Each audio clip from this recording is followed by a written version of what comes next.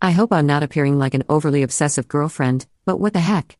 7 years and all for nothing, with no explanation.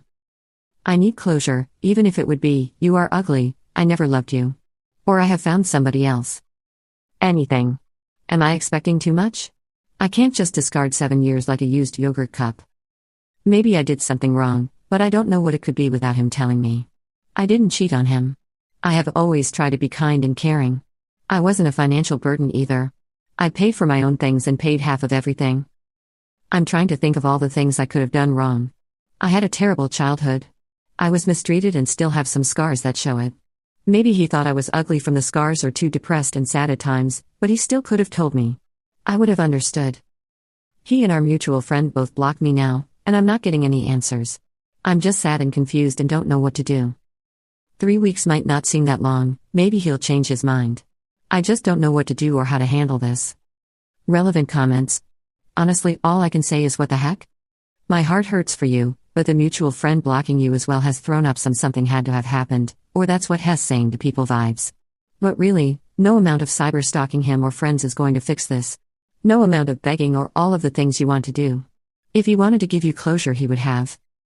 And he sucks beyond words for not giving you that. If all was well, the more you chase answers, the crazier you will feel and look, even though you absolutely deserve those answers.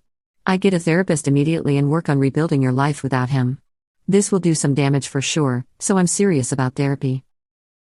At this point, it feels like no amount of therapy will make me feel okay. It's probably the best advice, but I'm currently in a staring at the wall and just asking myself why phase.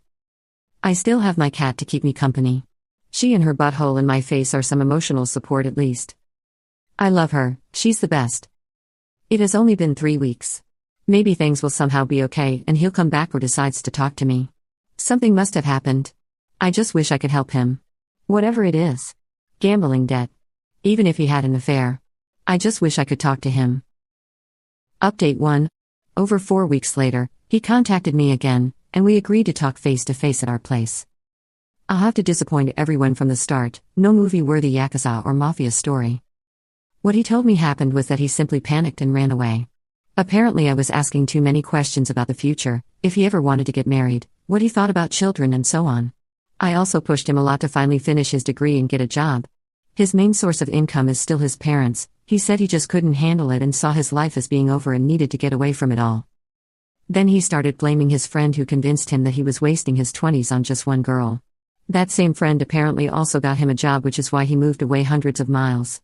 That job didn't work out, and he got fired after a few weeks. I guess that's why he is back now. I asked him why he didn't at least talk to me and how hurt and worried I was. He said that he didn't want to make me cry and that he didn't really want to break up. He wanted to prove that he could succeed at that job and then come back to me. Overall, a lot was said. We talked for over 2 hours, but that's the gist of it. He must have apologized like 100 times, telling me how stupid he was to let his friend influence him. One kindergarten-like logic stuck with me. He said, "We never broke up. I never said that I wanted to break up. We just took a break." In my mind that sounded like, you didn't say uno, we're still together. He basically promised me heaven on earth if we got back together. Breakfast in bed every morning, he'd do all the chores, what have you. He also swore that there was nobody else, that he slept with nobody else. In the end, he asked if he could stay because he hasn't been paid from that job and used all his money and has nowhere else to go. His parents live too far away, and he is on bad terms with that friend who got him the job. I felt a bit bad, but I told him no. I needed to process and think about everything. I did, however, agree to store some of his boxes to free up his car. So, that's where I'm at now. Sitting alone in my apartment with his boxes. One of them smells really bad, like moldy clothes. Maybe I'll wash those tomorrow for him at least. Now I need to think about what to do with all of this, what to do with myself. Part of me still loves him. We had so many great moments together before that. He helped me through a lot. He helped me get away from my abusive mother and stepfather. He is the man I wanted to marry, maybe have children with. This is only my side of the story, too. I don't know everything he has to go through mentally. I can understand panicking. I don't know. I went no contact with my mother and stepfather and don't have a lot of friends because I'm a bit shy and not that outgoing. I don't have a lot of people to talk to about this.